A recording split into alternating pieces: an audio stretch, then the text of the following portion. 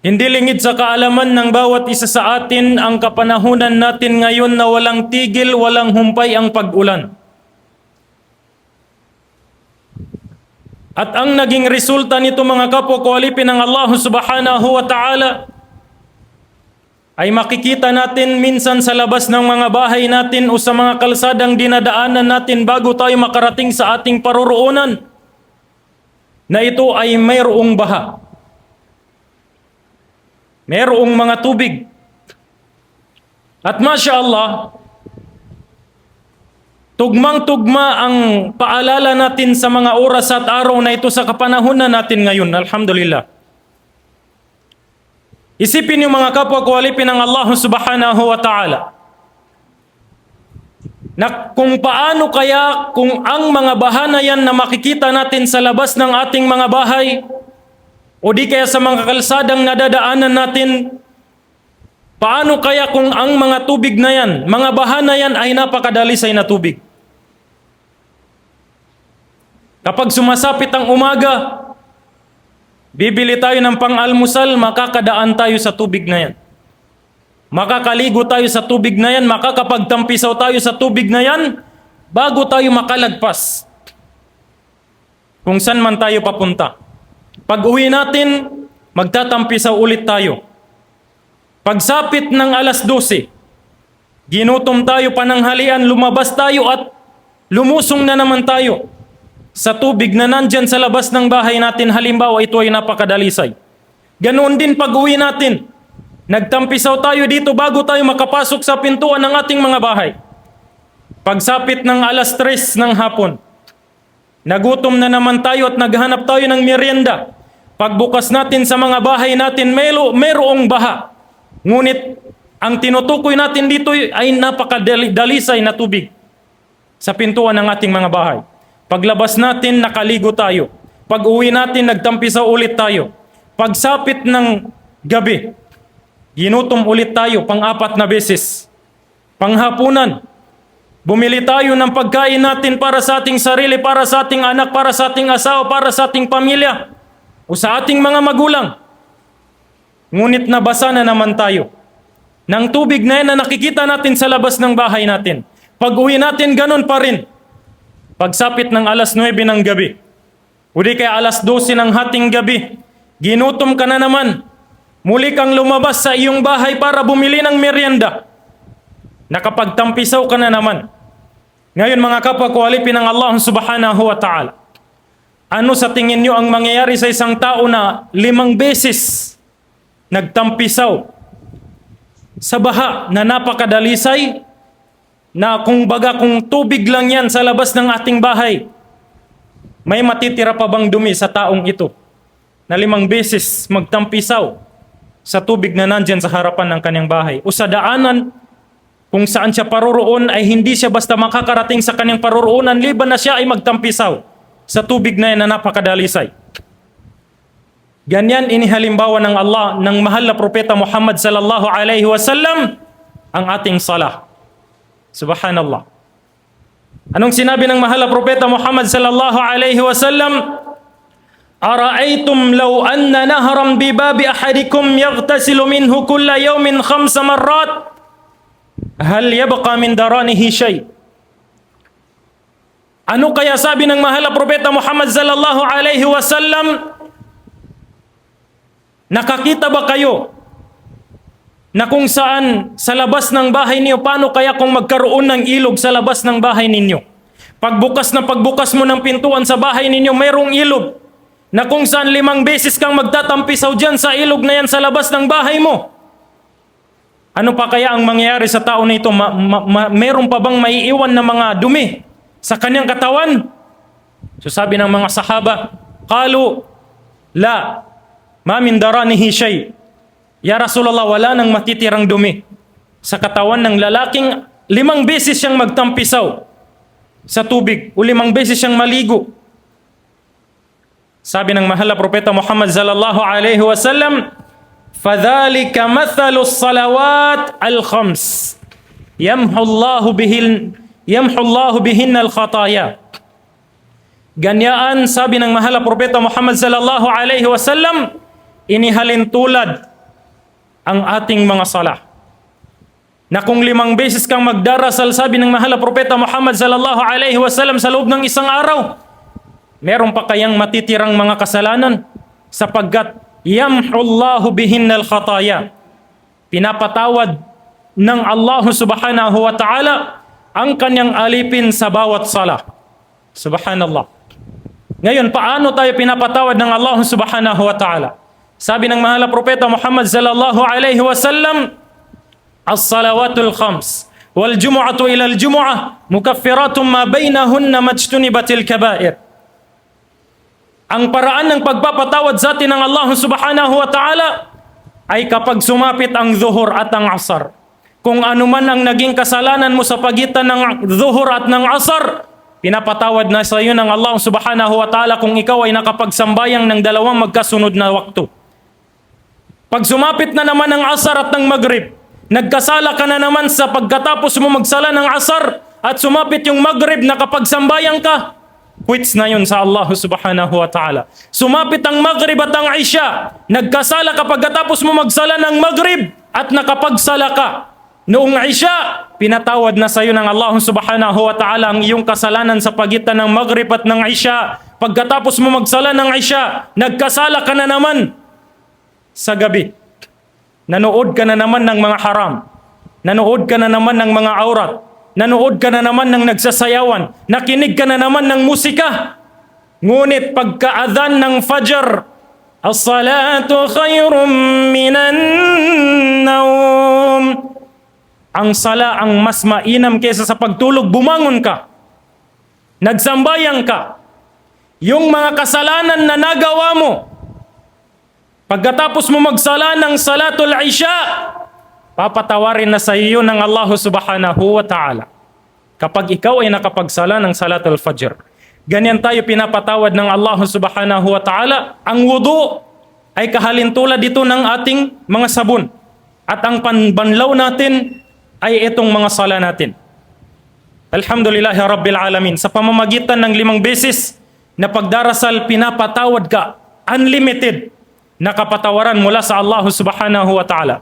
Kabilang na kainaman ng pagsasagawa natin ng 5 beses na pagdarasal, ito ay kautusan ng Allah subhanahu wa ta'ala na dito mo lang ma-implement yung kautusan na ito. Na kung saan anong utos kabilang sa mga utos ng Allah subhanahu wa ta'ala sa kanya. Sabi ng Allah subhanahu wa ta'ala na inutos niya sa atin, Ya ayyuhalladhina amanu dhkurullaha dhikran kathira. O kayong mga mananampalataya, sabi ng Allah, alalahanin niyo ko ng madalas. Paramihin niyong pag-aalala sa akin, sabi ng Allah. Ano ang pag-aalala sa Allah? Paano natin maalala ang Allah subhanahu wa ta'ala? Sapat na ba na naalala ko ang Allah? Alhamdulillah. O di kaya sapat na ba na naalala mo ang Allah na siya ang Diyos? Wala siyang katambal? Sapat na ba na sabihin mo sa niya mo, sa intensyon mo lang na naalala ko ang Allah subhanahu wa ta'ala? Anong sinabi ng Allah kung paano siya alalahanin? Wa aqimis salata li dhikri. Itaguyod ninyo ang sambayang, sabi ng Allah, bilang pag-alala sa akin. Hindi sapat na inaalala mo lang ang Allah. Naalala ko ang Allah, siya ang Diyos, walang katambal, siya ang nag-iisa. Inaalala mo lang ang Allah sa intensyon mo, sa isipan mo, pero wala sa gawa. Ang tunay na pag-alala sa Allah subhanahu wa ta'ala, itaguyod mo ang sala. Bakit? Kabilang sa kainaman ng pagtataguyod natin ng pagdarasal, as-salatu nurun, sabi ng mahal na propeta Muhammad. Ang mga sambayang natin ay ito ay ilaw natin. Ilaw ng puso natin dito sa dunya at ilaw mo sa iyong kubur, sa iyong libingan pagdating ng kinabukasan. Na ikaw ay ihimlay na sa ating mga libingan. Ngayon mga kapwa ko alipin ng Allah, anong kalagayan ng mga sahaba o di kaya ng mga tunay na mananampalataya kung paano nila pinahalagan, pinanghawakan ang sala? Ipapaalala natin ang kwento ng isa sa mga sahaba ng mahal na propeta Muhammad sallallahu alaihi wasallam na inshallah maging inspirasyon natin ito ng palakasin, panghawakan natin ng malakas, matatag at maitaguyod natin ng kahit anong dinaramdam natin, ang sala. Merong isang sahabang mahal na Propeta Muhammad sallallahu alaihi wasallam na ang kanyang pangalan ay si Abbad bin Bishr. Isang gabi na atasan si Abbad bin Bishr at meron siyang kasama na nakatoka sa pang-umaga. Si Abbad bin Bishr ay inatasan ng mahal na Propeta Muhammad sallallahu alaihi wasallam na magbantay sa kanilang kampo na malapit sa bundok ng Uhud sa panahon ng Ghazwatu Badr, labanan sa Badr, digmaan sa Badr. Si Abbad ay naka-assign, nakatoka sa panggabi. Ngayon, para hindi antukin si Abbad sa kanyang pagbabantay sa kampo ng kamusliman, nagqiyamul layl si Abbad, nagtahajjud, nagwiter. Ngayon, nung magwiter o nung magqiyamul layl si Abbad, may sumalakay na kalaban. Isang kalaban mula sa mga kuffar, mula sa mga hindi mananampalataya. Anong ginawa niya nang makita niya na nakatayo si Abbad na nagsasala? Sinamantala ito ng kuffar na ito. Pinana niya si Abbad habang siya ay nagsusunna. Ngayon, anong ginawa ni Abbad?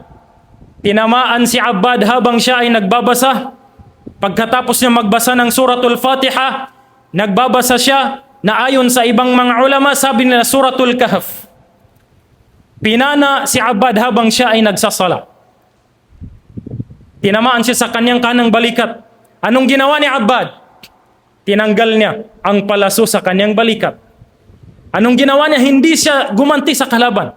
Ipinagpatuloy niya ang sala. Hindi na hinanap ang kalaban. Subhanallah. Kung sa panahon lang natin ngayon, batukan ka lang, nakatayo ka dyan, nagsusunna. Subhanallah. Ewan ko na lang kung ano magagawa natin. Pero si Abbad, pinana. Binunot niya yung palaso sa kanyang balikat, ipinagpatuloy ang kanyang pagbabasa ng surah. Subhanallah, habang siya ay nagdarasal. Duguan. Nang makita ito ng kuffar na ito, pinana niya muli si Abbad, tinamaan na naman sa bandang kanan ng kanyang katawan. Subhanallah, anong ginawa ni Abbad? Binunot niya ang palaso at itinapon. Subhanallah. Nang makita ulit ng kuffar na hindi pa natutumba si Abbad, pinana niya muli ito ng pangatlong beses. Tumama na naman sa katawan ni Abbad. Anong ginawa ni Abbad? Binunot ulit ang palaso. Itinapon. Subhanallah. Hindi niya ginising yung kasamahan niya. Hindi niya hinanap. Hindi niya hinarap yung kalaban niya. Dahil sa sobrang pagmamahal niya sa sala. Anong ginawa ni Abbad? Tinapos niya. Duguan. Sugatan. At dumaranas ng napakatinding sakit, 3 palaso mula sa kalaban na sumalakay sa gabing yun. Ngunit binunot lang ito tag-iisa ni Abbad at pagkatapos nilang magsala, doon pa lang niya ginising ang kanyang kasamahan.